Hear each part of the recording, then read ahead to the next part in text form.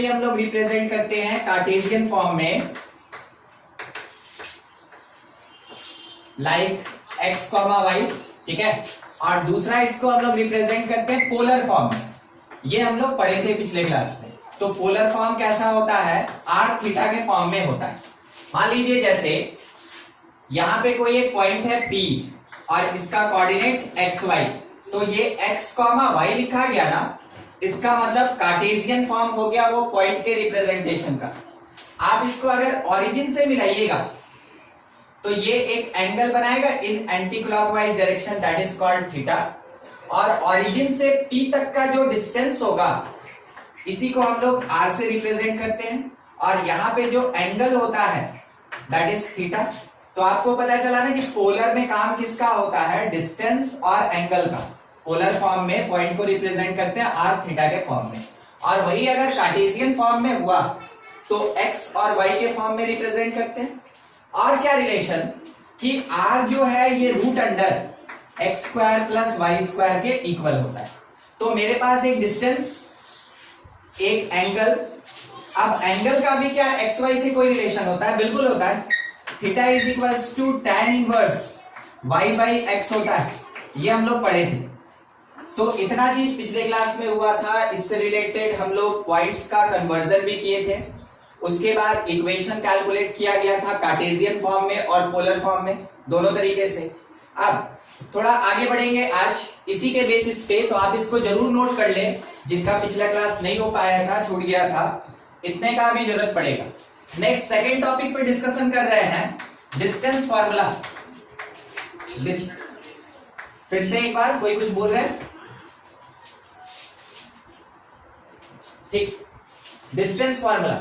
देखिए distance formula क्या कहना है कि मान लेते हैं जैसे कोई एक पॉइंट एग्जिस्ट किया कॉल्ड P और कोऑर्डिनेट है x1 y1। एक दूसरा पॉइंट हो गया Q, कोऑर्डिनेट है x2 y2।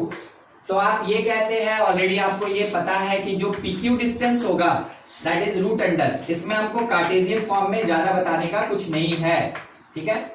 बस एक बार फॉर्मूला आपको रिवाइज कर दे रहे हैं कि PQ जो होगा वो root under x2 minus x1 whole square और plus y2 minus y1 whole square होता है। कौन से फॉर्म में? In Cartesian form. In Cartesian form कहां कहां इसका यूज होता है, सिग्निफिकेंस कहां होता है? जब कभी भी स्केलिन ट्रायंगल या फिर आइसोसेलेस ट्रायंगल या फिर इक्विलैटरल ट्रायंगल अगर आपको प्रूव करना है तो उस जगह पे डिस्टेंस फॉर्मूला यूज में आएगा। दूसरा और क्या प्रोसेस या क्या तरीका? दूसरा है कि अगर आपको क्वाड्रिलैटरल दिया गया, क्वाड्रिलैटरल, तो क्वाड्रिलैटरल रेक्टेंगल है या फिर स्क्वायर है या फिर पैरेललोग्राम है, इसके प्रूफ करने में ये डिस्टेंस फॉर्मूला लगता है, ठीक है। तो ये बेसिक पार्ट है, थोड़ा आप इसको नोट कर लें। उसके बाद आपको बताया जाएगा कि डिस्टेंस फॉर्मूला पोलर फॉर्म में क्या होता है। ऑरिजिन से हम लोग इसको रिलेट कर लेंगे और उसके बाद इसका पोलर फॉर्म हम लोग देखेंगे। नोट कीजिए इसको, फिर आगे बढ़ा जाए।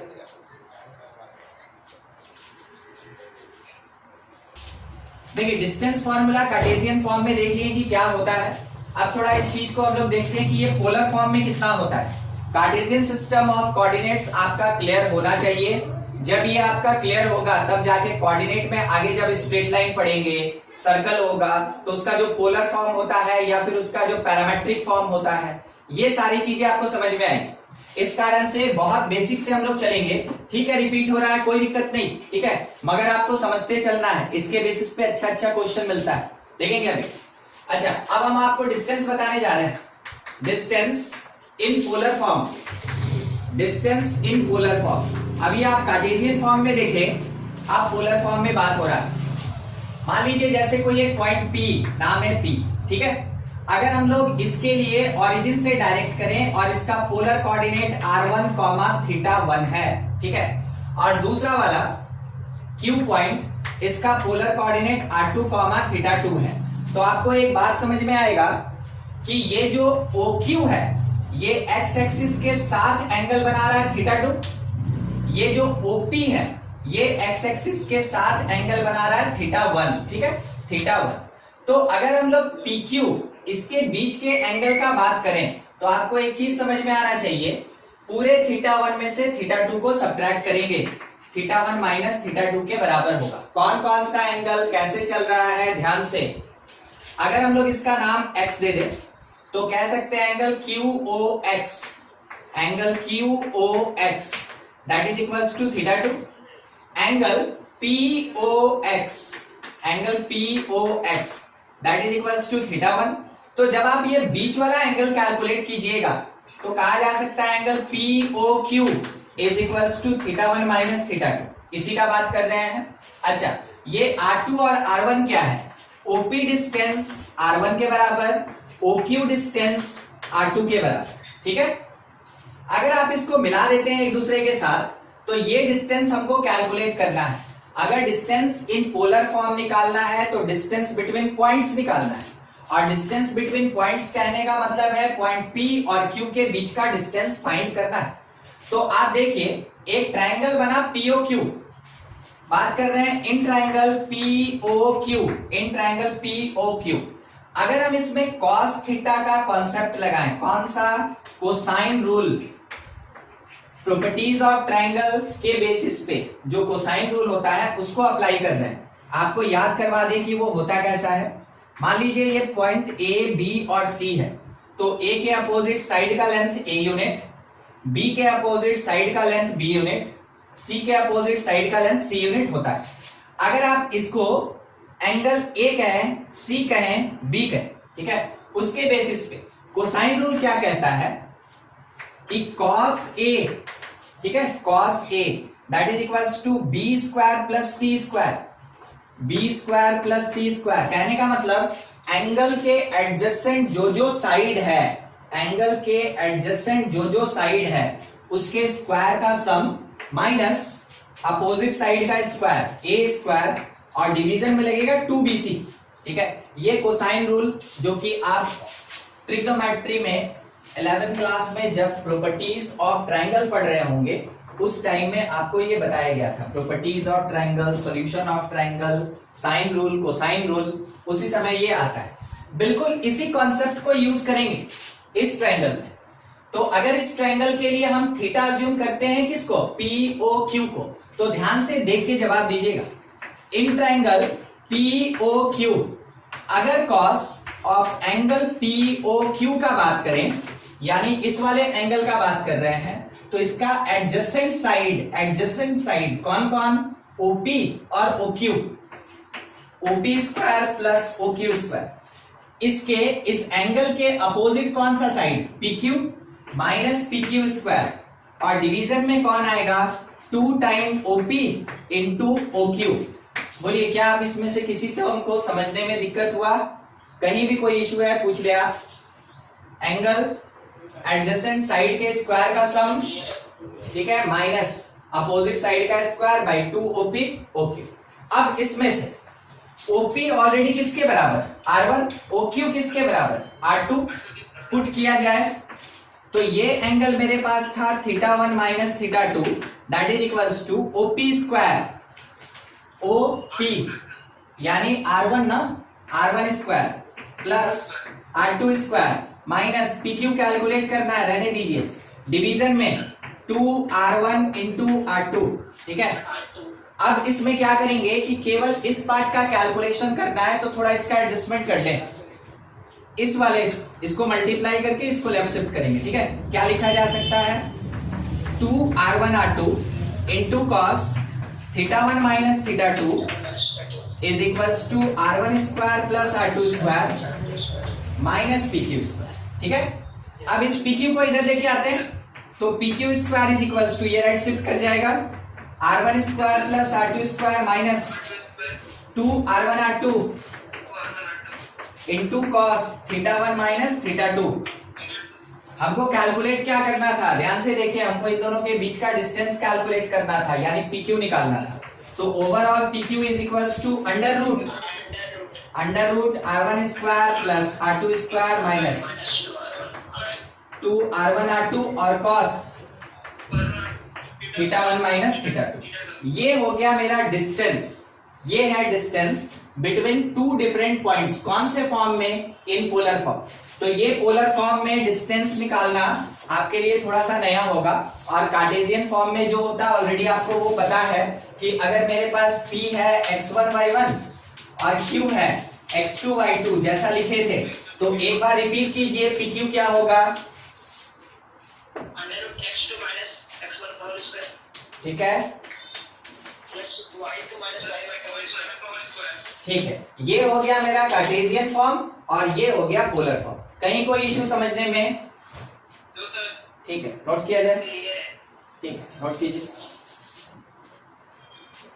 देखिए इसके बेसिस पे आप बिल्कुल लिख लें, ठीक है, जहां तक हो सके मेरे साथ लिखिए, एक स्क्रीनशॉट लेके कम से कम अपने पास रख लीजिए, मगर कॉपी पे लिखते चलिए कंटिन्यू, ठीक है। देखिए एक क्वेश्चन ले रहे हैं इसी के बेसिस पे। मान लीजिए जैसे कोई एक पॉइंट P है और इसके लिए पोलर कोऑर्डिनेट दिया है, ठीक है, पोलर कोऑर्डिनेट है 2,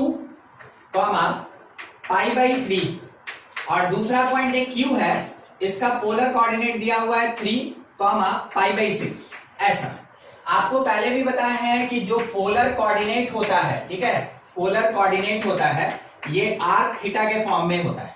तो आपके पास r भी मिला और थीटा भी मिला। आप क्या करें कि इस क्वेश्चन के बेसिस पे फाइंड तो करना है कि PQ क्या होगा, डिस्टेंस निकालना है। तो अगर पोलर कोऑर्डिनेट्स दिया तो इसका मतलब हुआ कि आप पोलर कोऑर्डिनेट्स के बेसिस पे जो फॉर्मूला ऑब्टेन्ड हुआ है between distance between two points, आप उसको यूज करें। तो PQ डिस्टेंस निकालने के लिए बिल्कुल इसी कॉन्सेप्ट को यूज करेंगे, लाइक फॉर्मूला। उसके लिए आप आइडेंटिफाई कर लें, R1 है 2, R2 का वैल्यू 3, θ1 अपने पास है π/3 और θ2, ठीक है, दैट इज इक्वल्स टू π/6। अगर सारा चीज ऑब्टेन हो गया तो अब डिस्टेंस फॉर्मूला जो PQ इज इक्वल्स टू क्या होता है? It is R1 square plus R2 square minus 2 R1 R2 और इनटू में cos θ1 माइनस θ2। अच्छा, cos के अंदर अगर अपोजिट लिख दें तो क्या फर्क पड़ेगा? समझिएगा क्या बोलना चाहते हैं। θ1 माइनस θ2, क्या cos θ2 माइनस θ1 के बराबर है कि नहीं है?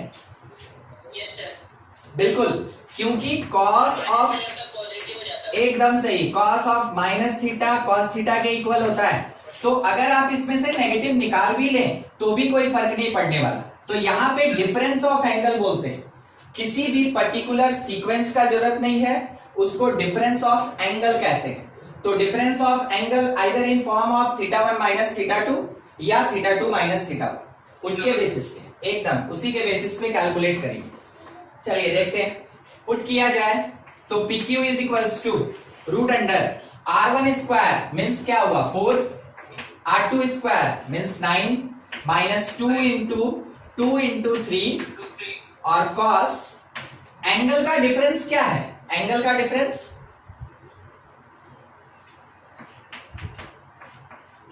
π/6। देखिए सोचते कैसे है ना, π/3 means 60 degree, π/6 means 30 degree, subtract करके 30 डिग्री ये आया। अब इसमें रूट अंडर ये हो गया 13 और माइनस ये हो गया मेरे पास 6 12 मल्टीप्लाइड बाई cos π/6 का वैल्यू कितना होता है? √3/2, ठीक है, इससे कैंसिल हो गया 6, यानी आंसर आया 13 माइनस 6√3, ये इतना यूनिट्स। इस बेसिस पे ऐसे बनाएंगे, ठीक है। ये सिग्निफिकेंस देख लीजिए, क्वेश्चन में कुछ भी दिक्कत है तो पूछ लीजिए। एक दूसरा क्वेश्चन ऐसा ही दे रहे हैं तब तक, ठीक है, बहुत बढ़िया, नोट कीजिए। एक क्वेश्चन दे रहे हैं आपके प्रैक्टिस के लिए, सॉल्व कीजिएगा, बिल्कुल ऐसा ही है, नोट कर लिए। ठीक है। देखिए क्वेश्चन अपने पास ये है, एक पॉइंट A है, कोऑर्डिनेट क्या दिया हुआ है 1, π/6। दूसरा पॉइंट B है, कोऑर्डिनेट दिया हुआ है 2, π/3।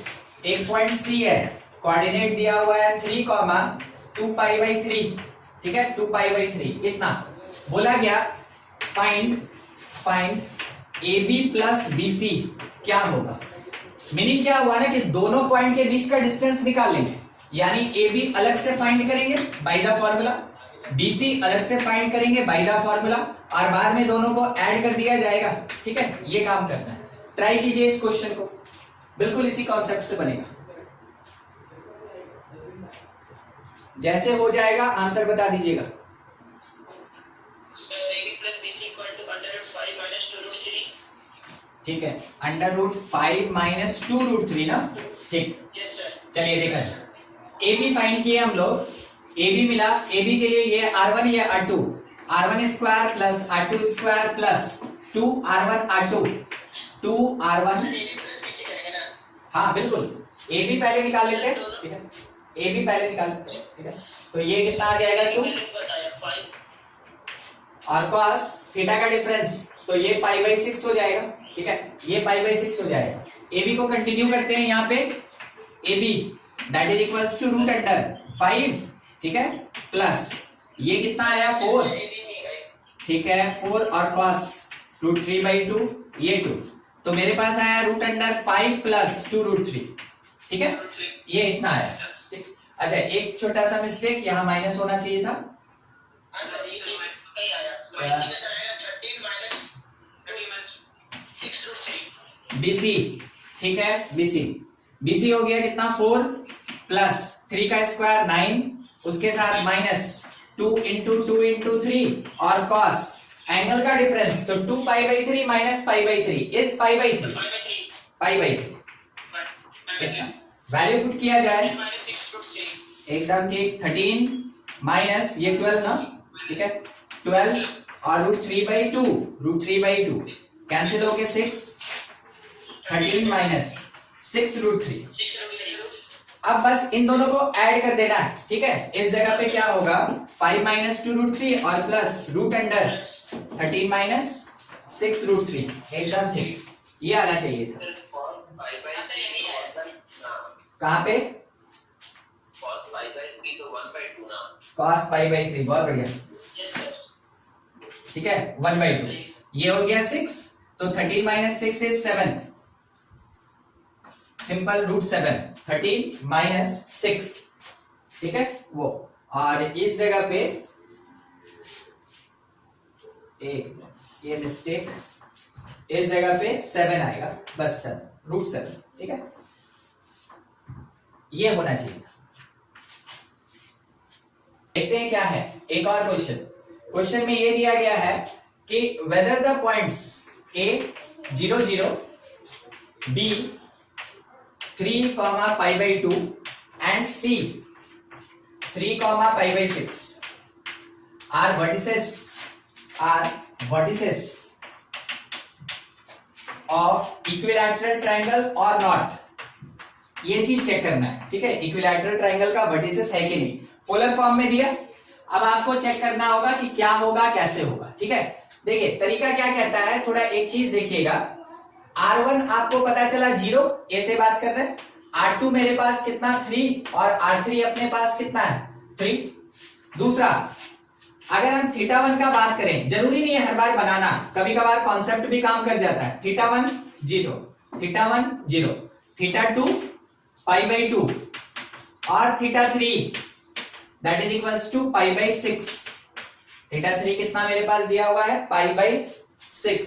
हाँ ठीक है, ये अपने पास एंगल। अब देखिए 0, π/2 और π/6, इन एंगल के बेसिस पे क्या हमको कुछ पता चल रहा है। हम आपको पहले बता दें, 0 यहां हो गया A, उसके बाद π/2 पे एक यहां होगा, ये कौन B, और π/6, तो π/6 इधर कहीं होगा, π/6 ऐसा ऐसा, ये हो गया मेरा C। अब बोल रहा है कि ये इक्विलैटरल ट्रायंगल है, शो करके दिखाओ। ठीक है, तो देखिए ये π/6 पे है ना, तो ये एंगल कितना हुआ π/6, तो ऑब्वियस सी बात है ये एंगल कितना होगा π/3। ठीक है, π/3।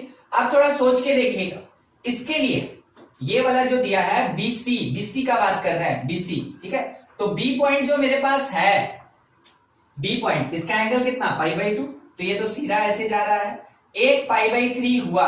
दूसरा एक और चीज, क्या R2 R3 बराबर है, चेक कीजिए। ठीक है, अगर ये इक्वल है तो जितना ये बेस एंगल होगा उतना ही ये भी बेस एंगल होगा, ये भी π/3, तो बताइए ये कितना होगा π/3।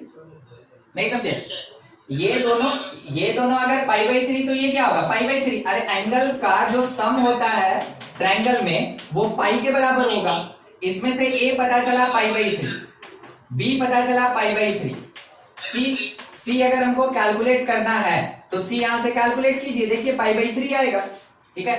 तो c तीनों का एंगल अगर सेम हो गया, तीनों सेम हो गया, यही ना बाय द कॉन्सेप्ट बोल दिए कि एबीसी जो है इज इक्विलैटरल ट्रायंगल, ठीक है, इक्विलैटरल ट्रायंगल। एक तो यहीं पे प्रूव हो गया, शॉर्ट में हमको कुछ नहीं सॉल्व करना था, केवल कॉन्सेप्ट के बेसिस पे।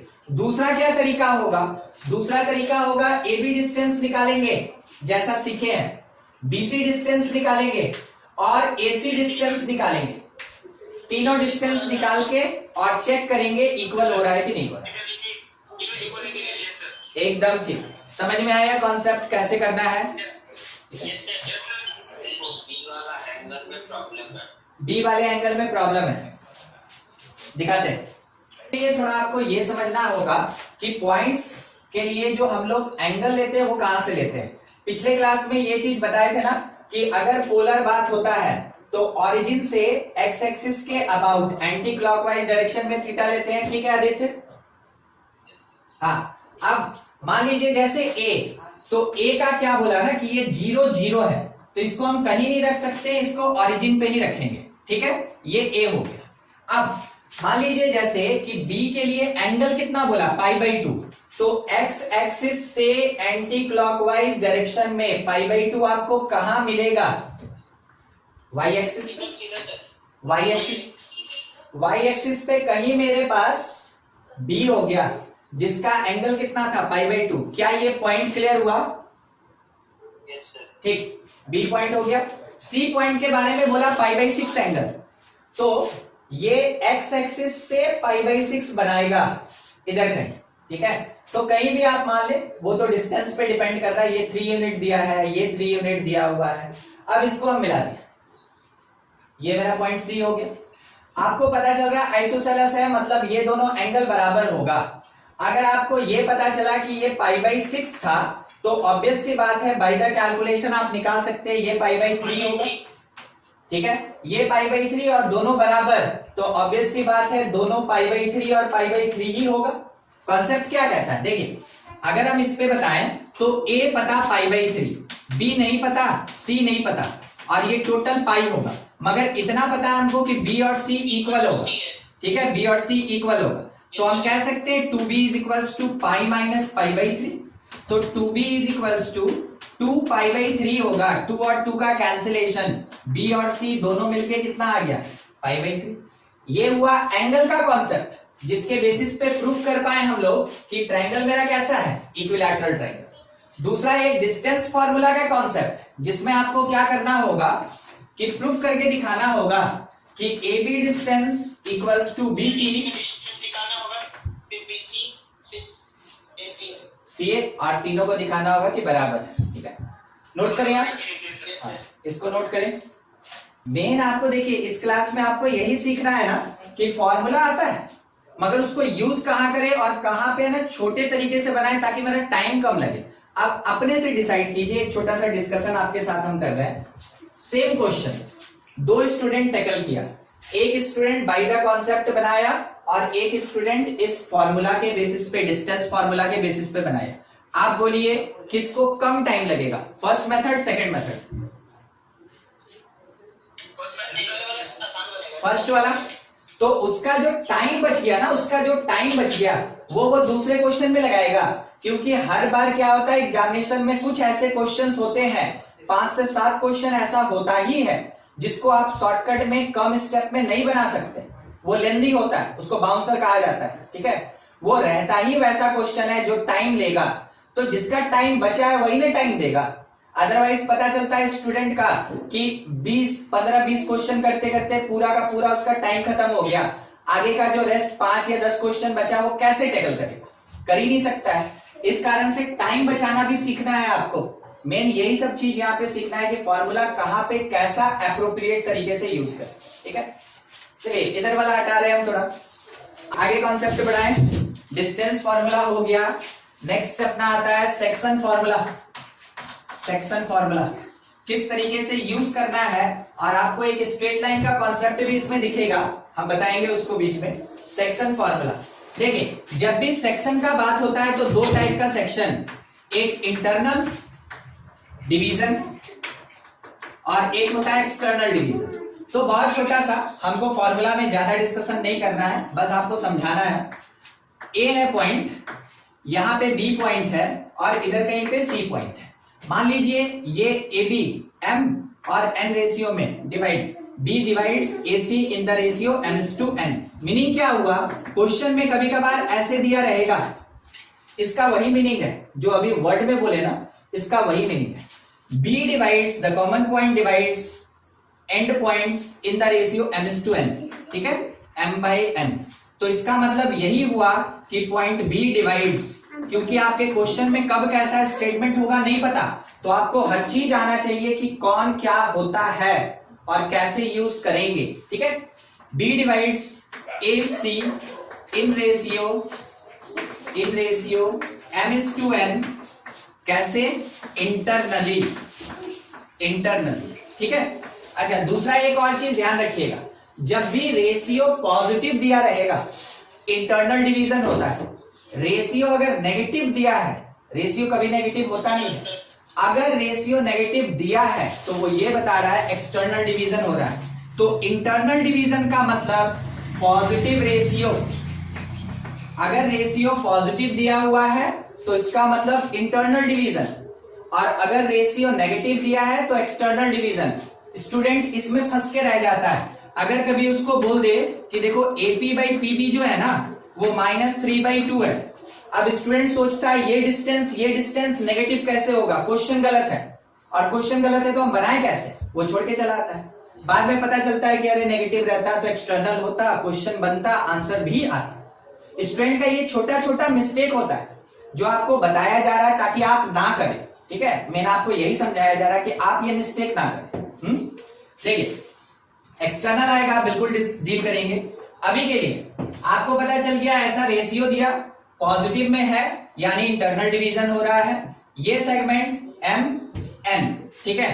तो कहा जा सकता है कि अगर मेरे पॉइंट A का कोऑर्डिनेट x1 y1, अगर मेरे B का कोऑर्डिनेट xy, अगर C का कोऑर्डिनेट x2 y2, तो बहुत आराम से m multiplied by C n multiplied by A, cross multiplication का कॉन्सेप्ट कैलकुलेट करेंगे हमेशा मिडिल वाले को।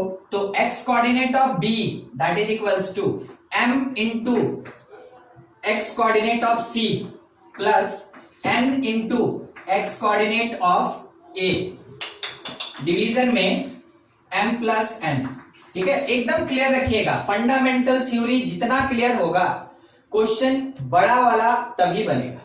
अदरवाइज जेईई मेन का जो क्वेश्चन होता है वो ज्यादातर क्वेश्चन क्या होता है, फॉर्मूला बेस्ड होता है, फॉर्मूला लगाए बन गए।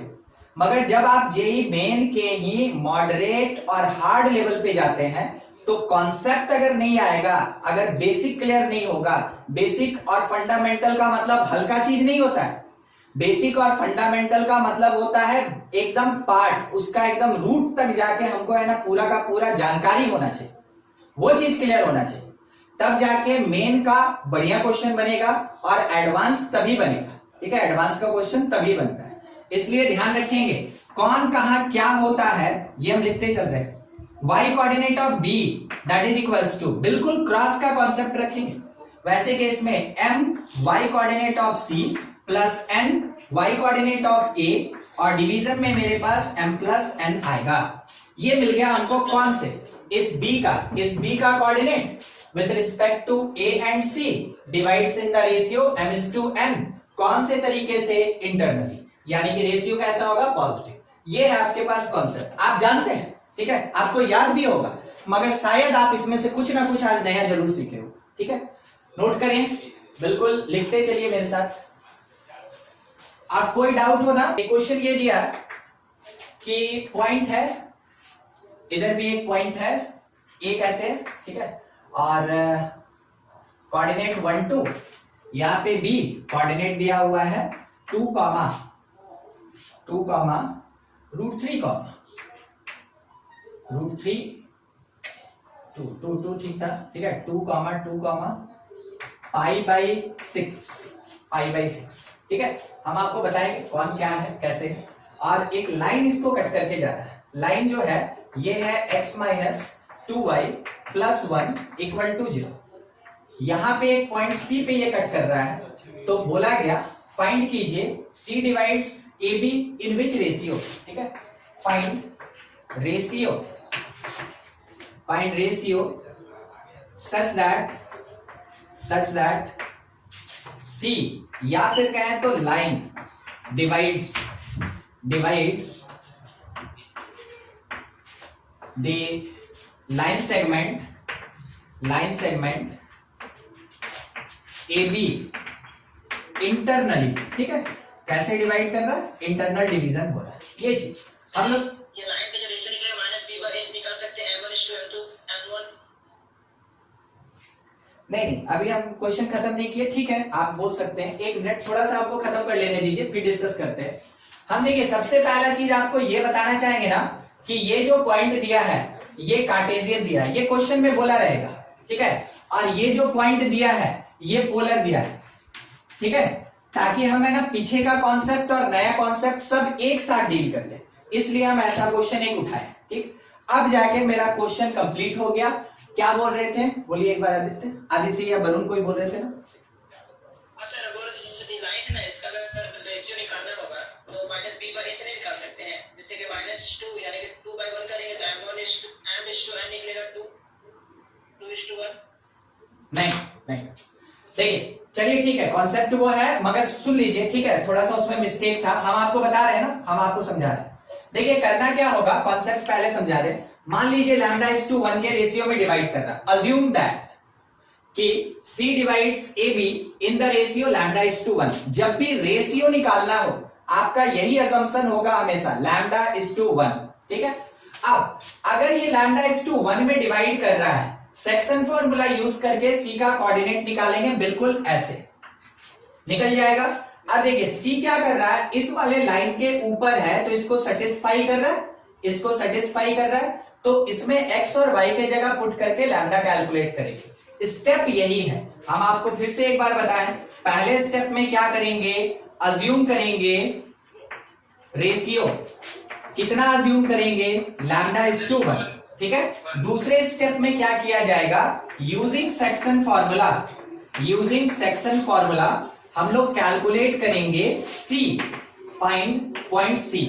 तीसरे स्टेप में क्या करेंगे, put C, point C in straight line, equation of straight line, इसमें पुट करेंगे और वहां से फाइंड करेंगे कि लैम्डा क्या होगा। यही 3 स्टेप है जो अभी हम फॉलो करने वाले हैं। आप जब भी प्रैक्टिस करते हैं ना, जहां तक हो सके आप इसको अपने आप को खुद बताइए कि हम करने क्या वाले हैं, और उसके बाद उसको अप्लाई कीजिए। प्रैक्टिस करने के लिए अगर दिन भर में आप 20 क्वेश्चन भी बनाते हैं, कम से कम 2 से 3 क्वेश्चन में आप ये काम करें, उससे आपका कॉन्सेप्ट और क्लियर होगा। और वो कॉन्सेप्ट केवल याद करने के लिए नहीं होता है, जब ऐसा क्वेश्चन आएगा आपके दिमाग में खुद हिट करेगा कि हमको ये करना चाहिए था, जब आप लिखिएगा तब आपको पता चलेगा कि हाँ करना चाहिए था। एग्जामिनेशन के टाइम में जो याद आया आप उसके बेसिस पे क्वेश्चन बनाएं, नहीं याद आया आपसे छूट गया, तो मेन उसी चीज का प्रैक्टिस करना होता है। ठीक है, स्टेप आपके सामने है, आप चाहें तो खुद से सॉल्व कर ले, अदरवाइज हम तो सॉल्व कर ही रहे। ये हो गया था, ठीक है, लिख ले, स्क्रीनशॉट ले लें और नोट कर ले। यहाँ पे तो पोलर फॉर्म में तो कोई प्रॉब्लम नहीं होगा। हाँ बिल्कुल होगा। आप जब तक दोनों को कार्टेशियन नहीं कीजिएगा तब तक काम नहीं होगा। ठीक है, हम यहाँ पे वो कन्वर्जन बता ही नहीं रहे, हम यहाँ सेक्शन का बात कर रहे हैं, इसलिए हम इसके बारे में कोई डील नहीं किए। मगर जब तक ये कार्टेशियन नहीं होगा आप सॉल्व नहीं कर सकते। ठीक है, पीछे कंसेप्ट है, पोलर को कार्टेशियन में चेंज करेंगे। हाँ बिल्कुल, पोलर को कार्टेशियन में कन्वर्ट करेंगे।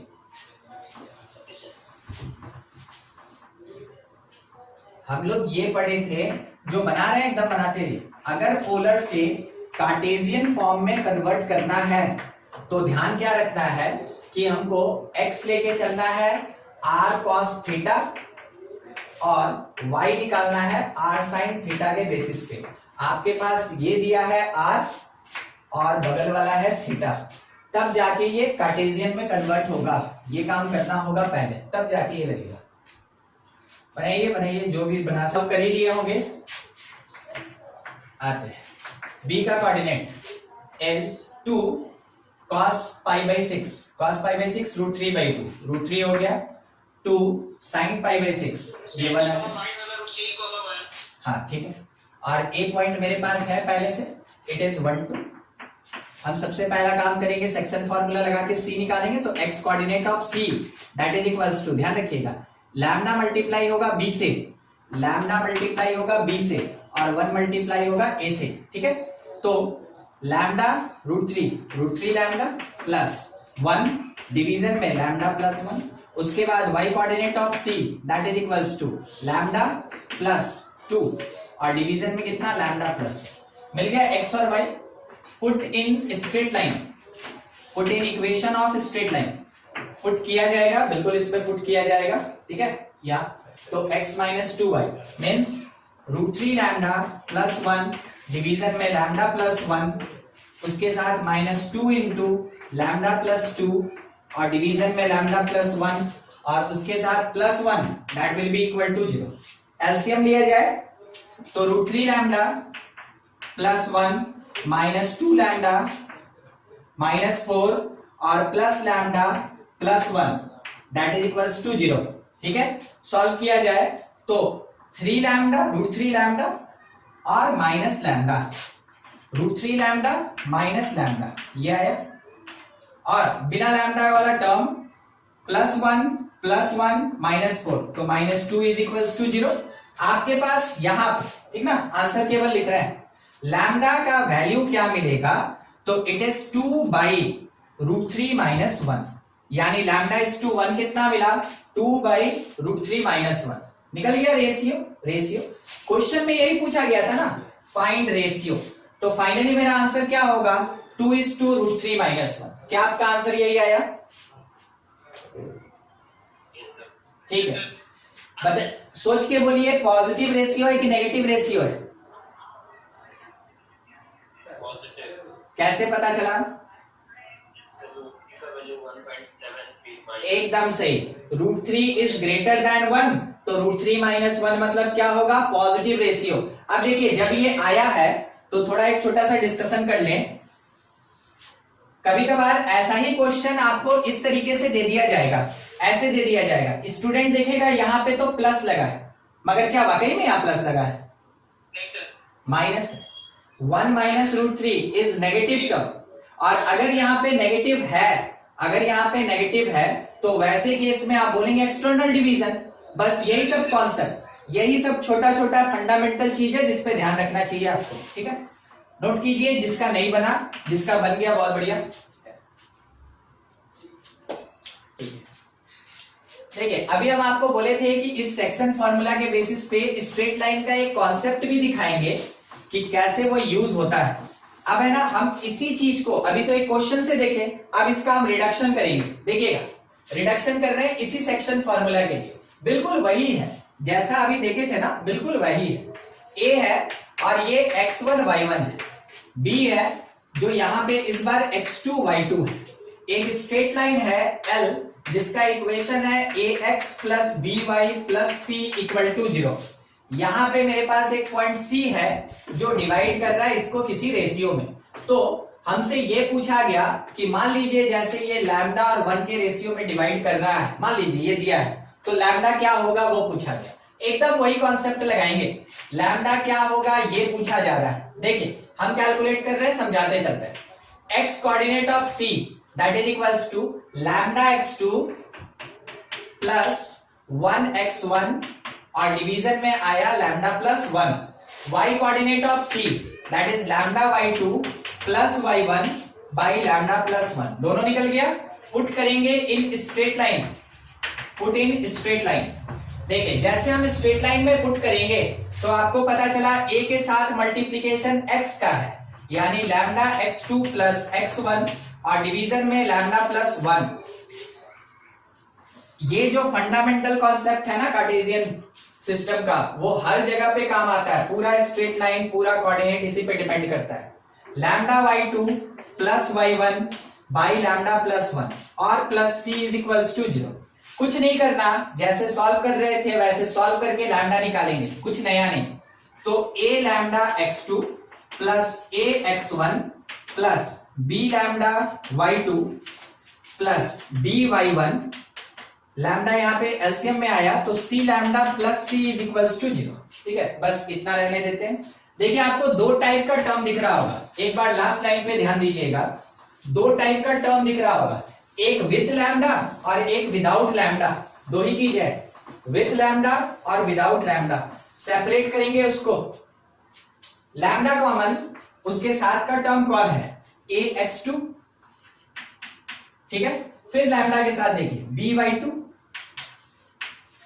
फिर लैम्डा के साथ टर्म प्लस सी। ठीक है, अच्छा दूसरा वाला देखिएगा, दूसरा वाला विदाउट लैम्डा, विदाउट लैम्डा, यहां से ए एक्स वन, उसके बाद without lambda B Y one, without lambda आपको लास्ट में एक और दिखा होगा C, that is equals to 0। अगर लैम्डा कैलकुलेट करना है तो पहले इसको उधर भेजेंगे नेगेटिव, ये नीचे चला जाएगा, तो lambda is equals to negative of a x one plus b Y one plus c, और डिवीजन में a x two plus b y two plus c. ठीक, निकल गया। ये आपके लिए एक फॉर्मूला की तरह भी काम करेगा कि अगर बाय द वे कभी भी जरूरत हो तो आप डायरेक्टली इसको यूज करके और इस कॉन्सेप्ट का जो भी कोऑर्डिनेट है उसको पुट करके डायरेक्ट निकाल सकते हैं, वो एक फॉर्मूला की तरह काम किया। दूसरा चीज जो हम बताना चाहते हैं वो सुनिए, आप स्ट्रेट लाइन में ये पढ़े थे position of point, position of points. हम ऐसा नहीं बोल रहे कि हम स्ट्रेट लाइन ही खत्म कर रहे हैं, हम बस एक चीज दिखा रहे हैं आपके सामने, position of points with respect to straight line.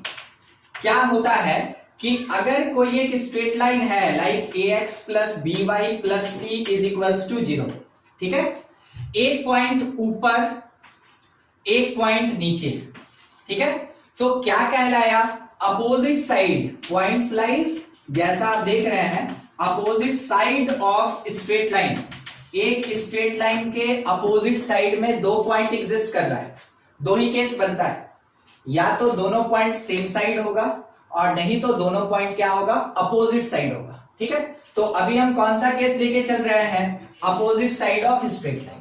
अगर आप इसको मिलाते हैं, ठीक है, तो ध्यान से देखने वाला चीज क्या है, नाम बदल रहे हैं, देखिएगा, इसको ए बोल दिए, इसको बी बोल दिए, इसको सी बोल दिए। अब एक बार इसको देखिए और इसको देखिए, बोलिए दोनों में क्या डिफरेंस है, दोनों सेम है या अलग अलग चीज?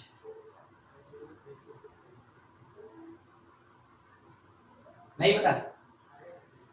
अरे एक लाइन को ए बी कट सेम है, तो अब जैसा देखे थे कि एसी को हम लैम्डा बोले थे और बीसी को 1 बोले थे, बिल्कुल वही है ना, सेम है। तो इसका मतलब जब कभी भी किसी एक पॉइंट का पोजीशन निकालना हो, दो पॉइंट का एक्चुअल में पोजीशन निकालना हो with respect to straight line, हम लोग यही चेक करते हैं कि if ratio of a x one plus b Y one plus c and a x two plus b y two plus c is negative, then opposite side. Concept क्या कहता है कि आप इस तरीके से कैलकुलेट करें। मतलब क्या हुआ ना कि आप स्ट्रेट लाइन में इस पॉइंट को पुट कीजिए, x1 y1 पुट करेंगे तो देखिए ये न्यूमरेटर मिलेगा आपको, ठीक है। अच्छा, इसी स्ट्रेट लाइन में इस पॉइंट को पुट कीजिए, कहते हैं x2 y2, जैसा वहां नाम रखे थे वही है, तो ये क्या मिलेगा, डिनोमिनेटर देगा। दोनों का रेशियो अगर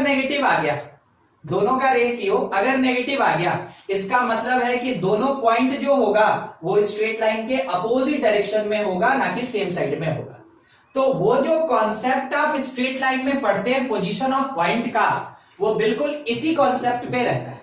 जैसा अभी आप देखे कार्टेशियन सिस्टम में सेक्शन फॉर्मूला के बेसिस पे दिखाया गया, बिल्कुल यही चीज उठा के यहां फॉर्मूला की तरह यूज किया जाता है। तो अभी मेरे पास दो चीज हो गया, एक तो सेक्शन फॉर्मूला हो गया और दूसरा हो गया पोजीशन ऑफ पॉइंट्स। अब सोचिए अगर ये पॉजिटिव हो जाए तो दोनों पॉइंट क्या होगा, सेम साइड में होगा। बिल्कुल दिखाएंगे अभी, हाँ दिखाएंगे।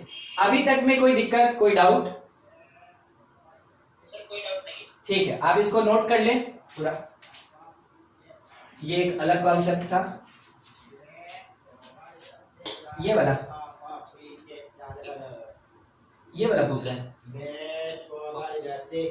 हाँ, ये वाला तो यहाँ से आया ना नेगेटिव। देखिए अगर मान ले रहे हैं हम इसका रेशियो निकालेंगे, ध्यान से, अगर हम इसका रेशियो निकालेंगे तो ये नेगेटिव तो इसकी तरफ नहीं लगेगा ना, ये नेगेटिव तो इधर लगेगा। तो देखिए अगर कभी भी पॉइंट को पुट किया जाए, देखिए क्या बोला गया, if ratio of ax1 by1 plus c, इसका और इसका रेशियो, अगर रेशियो नेगेटिव आ जाए तो opposite side of straight line होता है। क्लियर हुआ? नेगेटिव है, किसी भी साइड जाएगा। अभी निकाल रहे थे तो उधर नेगेटिव चला गया, जब इसको फाइंड करेंगे तो नेगेटिव इधर आएगा। देखिए एक क्वेश्चन ये दिया गया कि इफ पॉइंट्स, देखिए कैसे मिला के क्वेश्चन देता है, आपको समझ में नहीं आएगा ये सेक्शन फार्मूला है या फिर पोजीशन ऑफ पॉइंट है। एक points A 1 3 and B 2 1 lies opposite side of straight line x plus 2y minus 3 equal to 0. Find ratio in which line divides AB internally, ठीक है, इंटरनली। देखिए क्या किया, ये बस आपको थोड़ा डाइवर्ट करना चाहता है, ठीक है, वो देखना चाहता है हाँ वाकई में कॉन्सेप्ट क्लियर है कि नहीं। चेक कीजिएगा कैसे कैसे।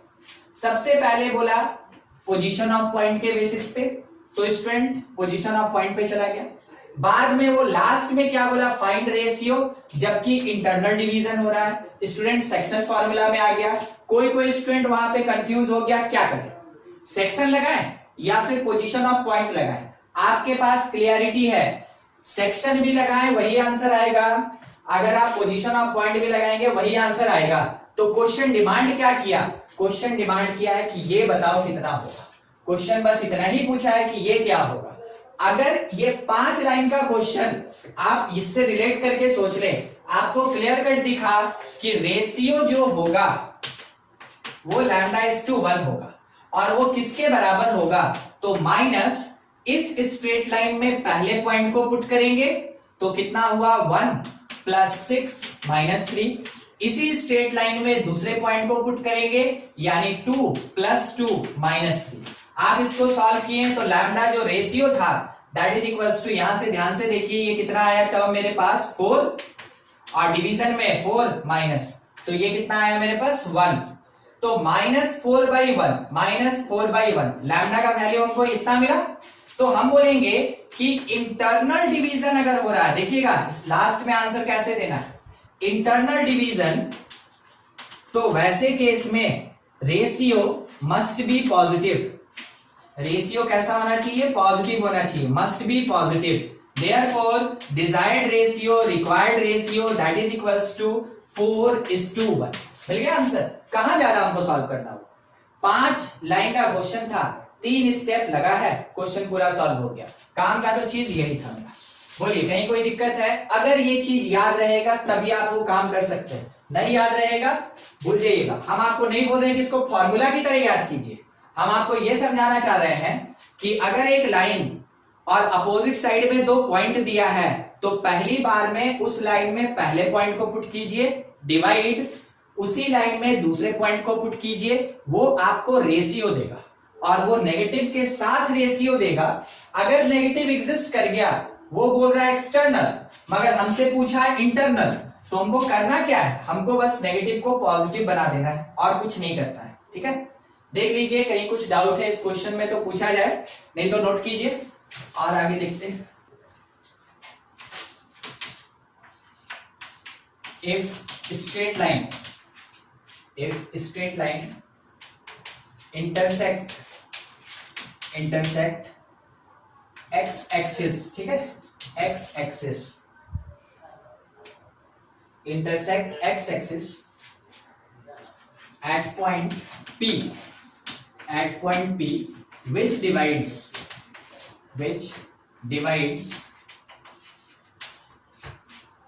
line segment AB, line segment AB। तो A दिया है मेरे पास 1 - 1 और B दिया हुआ है 2 3। AB in ratio of M/N, ठीक है, इन रेशियो M/N। तो क्वेश्चन ये डिमांड कर रहा है फाइंड M+N कितना होगा, M+N, जबकि स्ट्रेट लाइन अपने क्वेश्चन में ये दिया हुआ है, स्ट्रेट लाइन दिया हुआ है 2x - 4y + 1 = 0, ठीक है, अपने क्वेश्चन में ये स्ट्रेट लाइन दिया हुआ है। देखिए ये सब चीज केवल ये होता है कि हर एक लाइन से हम समझे कि हो क्या है। सबसे पहला चीज स्ट्रेट लाइन का बात बोला तो ऑब्वियस सी बात है एक लाइन होगा, तो पहला काम मेरा लाइन का यानी यहां से, ठीक है। इंटरसेक्ट एक्स एक्सिस, एक लाइन ड्रॉ कीजिए, कभी भी एग्जैक्ट फिगर नहीं बनाया जाता है मगर कोऑर्डिनेट में एक रफ फिगर जरूर बनाया जाता है। 2x - 4y है, कोई बताएगा स्लोप पॉजिटिव की नेगेटिव? पॉजिटिव। पॉजिटिव होना मतलब इस डायरेक्शन में जाएगा, आप ऐसे खींच दीजिए, कोई देखना नहीं, बस पॉजिटिव और नेगेटिव देखा कीजिए जरूर, ठीक है। ये मेरा लाइन हुआ। अब ये लाइन अगर एक्स एक्सिस को कट कर रहा है, ठीक है, ये एक्स एक्सिस है, अगर ये एक्स एक्सिस को कट कर रहा है तो एक्स एक्सिस पे कंफर्म बात है कौन जीरो होता है, वाई जीरो होता है। एक्स एक्सिस पे कंफर्म कौन जीरो होता है, वाई जीरो होता है। तो वाई मेरा जीरो हो गया तो एक्स कितना, अरे इसके जगह वाई के जगह जीरो पुट कीजिए, एक्स निकालिए, क्या आ रहा है, एक्स आ रहा -1/2। सर ऑरिजिन के इधर आ गया, कोई दिक्कत नहीं, हम यहाँ एग्जैक्ट फिगर थोड़ी बना रहे हैं, हम कहां लिखे कि ये ऑरिजिन है, ठीक है। तो ये -1/2, 0, ये कौन सा पॉइंट है, इज द पॉइंट P। देखिए क्वेश्चन क्या बोला, ये पॉइंट P है। अब क्या हो रहा है, this point P divides line segment AP किस रेशियो में, M/N। ये पॉइंट P, -1/2 कैसे हुआ? ये दिखा देखिए, पुट करेंगे y के जगह 0, तो y के जगह 0 पुट कीजिए लाइन में, तो 2x + 1 0 होगा, तो x कितना आएगा, -1/2 आएगा। अब क्लियर हुआ? सर क्लियर हो गया। ठीक है, ये बस -1/2, जब भी ऐसा निकालना हो आप बिल्कुल ये काम कर सकते हैं। अब देखिए क्या बोला कि एक लाइन सेगमेंट है AB। अब हमको नहीं पता कि वो सेगमेंट कैसे जा रहा है, आपको रफली कोई भी एक ऐसे लाइन खींच लेना है किसी भी डायरेक्शन में, कोई फर्क नहीं पड़ता है। अब यहां पे आप A बोल दीजिए और इस प्लेस पे आप B बोल दीजिए, तो B का कोऑर्डिनेट दिया ना, कितना दिया 2 3, और A का कोऑर्डिनेट दिया कितना 1 - 1, ठीक है। कोई एग्जैक्ट फिगर नहीं, कोऑर्डिनेट का चिंता नहीं करें आप, क्योंकि आप यहाँ पे एक्स एक्सिस वाई एक्सिस केवल एक्स मान के चले, वाई है ही नहीं मेरे पास, ऑरिजिन है ही नहीं मेरे पास, ठीक है। इस तरीके से आप रफ डायग्राम बनाएं जो आपको समझाएगा। अब काम का चीज ये है, तो आप उसको अलग से थोड़ा सोचें कि अगर ये A है, अगर ये B है और बीच में हमको एक पॉइंट पता कौन सा P, और कितना पता -1/2, 0। A ऑलरेडी मेरे पास है 1, -1, B मेरे पास है 2, 3। क्या हम इस M और N का वैल्यू नहीं निकाल सकते हैं? दो इक्वेशन मिलेगा, सॉल्व करके M और N निकालेंगे। कैसे कैलकुलेट करेंगे एक बार वो भी बता दें हम आपको। जो x कोऑर्डिनेट ऑफ P होगा means 1/2 -1/2, that is equals to mx2 यानी 2m प्लस x1 यानी n, और डिवीजन में m प्लस n, यहां से mn में एक रिलेशन मिला, दूसरा y के बेसिस पे it is 0 that is equals to my2 3m plus ny1 यानी -n, और डिवीजन में मेरे पास कितना m प्लस n। देखिए यहां से n is equals to 3m मिलेगा, उठा के यहां पुट कर दीजिए, m और n का वैल्यू निकल गया। मेरे क्वेश्चन में रिक्वायरमेंट क्या है, m और n निकालने के बाद उन दोनों को ऐड करना है, तब जाके फाइनल आंसर मिलेगा। तो स्टेप्स बढ़ाया गया क्वेश्चन में, कोई ज्यादा बड़ा कॉन्सेप्ट नहीं, स्टेप्स बढ़ाया गया क्वेश्चन में। जी अगर किसी एक स्टेप में मिस्टेक, क्वेश्चन आपका नहीं बनेगा। आपको मेन पूरे पेशेंस के साथ ऐसे क्वेश्चन पे ऐसे ही ध्यान रखना होगा। कोई डाउट किसी को, कोई टर्म में? नहीं है। पिछले क्वेश्चन में जो लैम्डा था, पिछले क्वेश्चन में, हाँ, आप बोले थे जैसे रेशियो अगर नेगेटिव आया तो एक्सटर्नली, पॉजिटिव तो इंटरनली, तो फिर यहाँ पे चेंज करने का क्या चल आता है? देखिए लैम्डा मेरे पास जो नेगेटिव आया, ठीक है, तो ये कैलकुलेशन का पार्ट है, ये कैलकुलेशन का पार्ट है जो एग्जैक्ट फिगर दे रहा है कि एक्चुअल में डिवीजन कैसा हो रहा है, एक्सटर्नल, ठीक है, एक्सटर्नल। मगर मेरे क्वेश्चन में क्या पूछा, डिवाइड्स ए बी इंटरनली, आपका आंसर आया एक्सटर्नल में -4/1। अगर इस माइनस को हटा दीजिएगा, ये एक्सटर्नल किस में चेंज हो जाएगा, इंटरनल में। तो इंटरनल ही ना आंसर चाहिए था, हमको एक्सटर्नल चाहिए नहीं था। तो इंटरनल अगर रहेगा तो पॉजिटिव आंसर दीजिए, एक्सटर्नल रहेगा नेगेटिव आंसर दीजिए, ठीक है, वही चीज, ठीक है, समझे आदित्य?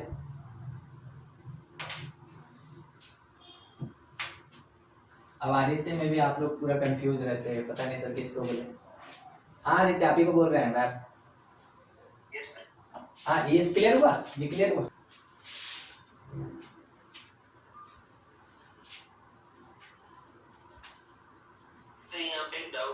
हाँ बोलिए, किस में बोल रहे हैं, किस में, लेफ्ट की राइट? नहीं, राइट से। m और n की वैल्यू में निकाले, जो सर हम इस तरह भी तो कर सकते हैं ना, m/n निकाल लिया फिर डायरेक्ट m+n एक इक्वेशन से। एकदम ठीक, यहीं पे मेरा आंसर आ गया, हमको इसको सॉल्व करने का जरूरत ही नहीं है, ठीक है, एकदम सही आप बोले।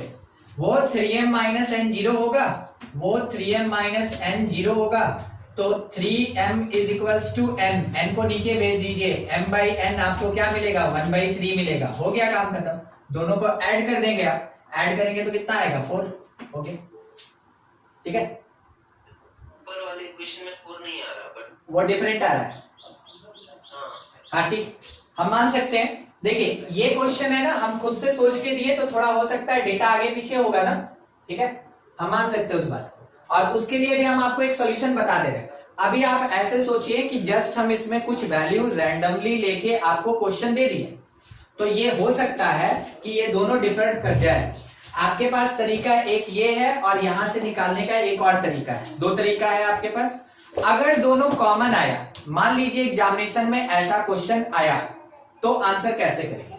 अगर दोनों इक्वेशन से सेम आंसर आया, तब जाके आप यहां पे बोलेंगे कि m+n का कोई वैल्यू एग्जिस्ट किया।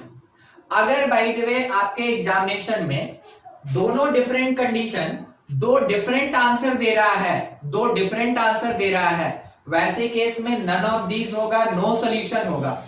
अगर इंटीजर टाइप में आ जाए तो क्या करें, इंटीजर टाइप में अगर आया और दोनों डिफरेंट दे रहा है, क्योंकि सेम देगा तो वही आंसर होगा, जैसे यहां निकाले 4 आएगा। अगर डिफरेंट दिया तो वैसे केस में आप आंसर हमेशा 0 मार के आइएगा। समझ में आया क्या करना है? अगर इंटीजर में तो 0 करेंगे। हाँ, अगर इंटीजर टाइप क्वेश्चन है और ये कंडीशन अलग m+n दे रहा है, ये कंडीशन अलग m+n दे रहा है, वैसे केस में आप 0 को वहां मार्क करके आएंगे, क्योंकि वहां तो नन ऑफ दीज होता नहीं है, ठीक है। अच्छा 0 ही क्यों बोले, 0 ही क्यों बोले? कभी भी रेशियो 0 नहीं होता है, रेशियो कभी 0 नहीं होता है, ठीक है। अगर आप डिस्टेंस का रेशियो निकाल रहे हैं, वो कहां से 0 हो सकता है, रेशियो 0 के बराबर नहीं होता है कभी भी, ठीक है, एग्जिस्ट नहीं करेगा, एग्जिस्ट नहीं करेगा, बिल्कुल सही। तो वैसे केस में जो हम नन ऑफ दीज बोल रहे हैं अपने 4 ऑप्शन में, वो 0 का मतलब तो वही हुआ ना कि रेशियो 0 मतलब none of this means does not exist. तो वो चीज आपको हम समझा रहे हैं कि कैसे क्या करना है। अभी हम ये एक्सेप्ट करते हैं रैंडम क्वेश्चन था, ठीक है, तो मे भी हो सकता है ये डिफरेंट होगा, मगर ये दोनों सेम आएगा अगर, तो आंसर आप लिख सकते हैं। तो उसी हिसाब से आपको केवल ये चीज पहचानना था कि बनाए कैसे, बाकी आप समझ रहे हैं कि क्या करना है, कैसे करना है, ठीक है। ठीक है, और कहीं कोई दिक्कत?